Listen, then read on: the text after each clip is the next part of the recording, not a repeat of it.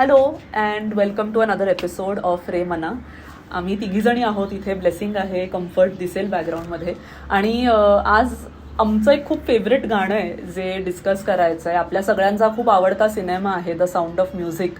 सगळीच गाणी सुंदर आहेत, पण एक पर्टिक्युलर कविता आहे त्या सिनेमातली ज्याच्यात ती वॉन्ट्रॅम्प मुलं खूप घाबरलेली असतात. बाहेर खूप पाऊस वादळ सगळं चालू आहे आणि ते त्यांच्या गव्हर्नर्सकडे जातात, मारिया, आणि तिला म्हणतात की आम्ही खूप घाबरलोय, काय असं. ते लपतात सगळे गोधडीत.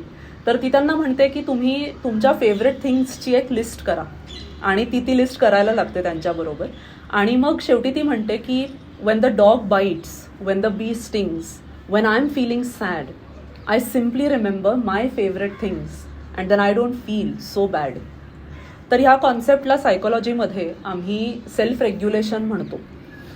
ही कॉन्सेप्ट अशी आहे की आपली बॉडी जिथे सेफ फील करते, जिथे काहीतरी फमिलियर आहे, तिथे बॉडी कंपोज्ड असते, ग्राउंडेड असते.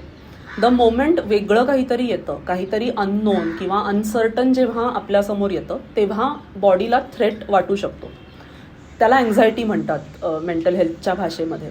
तर ती अँझायटी जेव्हा येते तेव्हा काय करायचं, तर नोन गोष्टींकडे, फमिलियर गोष्टींकडे जायचं. मग घरातली माऊबुबू असेल, आपली आवडती गाणी असतील, गार्डनिंग असेल, जे काही आपलं रोजचं आहे, जे काही आपल्याला माहिती आहे, जे काही आपल्याला खूप आवडतं, त्या गोष्टीकडे जावं. So that unfamiliar to familiar, unsafe to safe असं आपल्या बॉडीला वाटेल. हाच मेसेज मारियानी दिलेला आहे. आय एम शुअर आपल्या सगळ्यांना हे गाणं खूप आवडतं आणि ह्या निमित्तानं आज आपण गाऊयात पण ते गाणं. आणि पुढे कोणत्या कविता ॲनलाइज करायच्यात, कुठल्याही भाषेतल्या असतील तर त्याही कॉमेंट्समध्ये लिहून आम्हाला नक्की कळवा. थँक्यू आमचा व्हिडिओ बघितल्याबद्दल, आणि पुढच्या व्हिडिओमध्ये भेटूच. बाय.